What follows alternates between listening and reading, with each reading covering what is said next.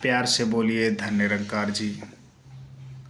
एक भगत का जीवन कैसा होता है, एक संत का जीवन कैसा होता है, एग्जाम्पल के तौर पे आप सभी के चरणों में साझा करेंगे कि एक समुद्र के किनारे एक बच्चा बैठा हुआ था, खेल रहा था।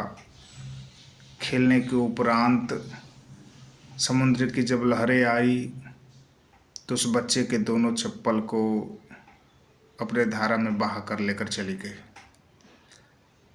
तो बच्चा मायूस होकर उस रेत पर लिख दिया कि समुद्र चोर है, क्योंकि हमारा चप्पल अपने लहरों में चुरा कर लेकर गया, छीन कर लेकर चला गया। दूसरे छोर पर कुछ मछुआरे मछली पकड़ रहे थे और मछुआरों ने काफ़ी मछलियाँ पकड़ ली थीं।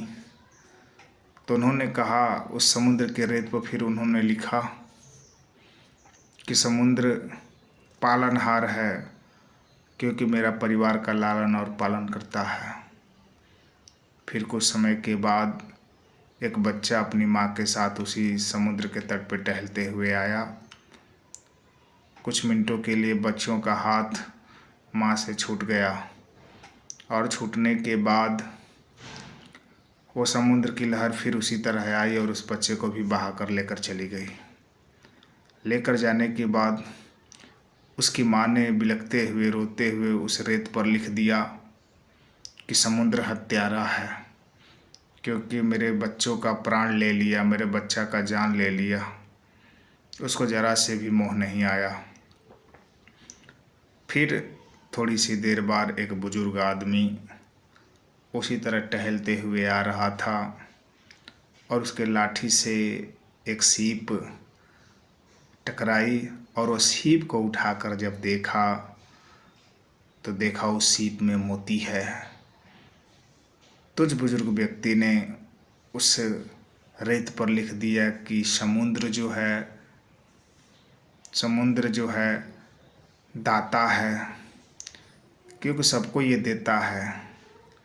तो कहने का तात्पर्य रहा कि समुद्र की फिर एक लहर जब आई तो सारे जो लिखावट थे रेत पे सारे को मिटाकर चली गई। तो इससे हमें एक सीख मिला कि भगत जो होते हैं, संत जो होते हैं, जो इस परमात्मा से जुड़े होते हैं, निरंकार से जुड़े होते हैं, राम से जुड़े होते हैं, अल्लाह से जुड़े होते हैं, तो उनको कोई गाली दे गया या उनकी तारीफ़ कर गया, वो हरि की इच्छा समझ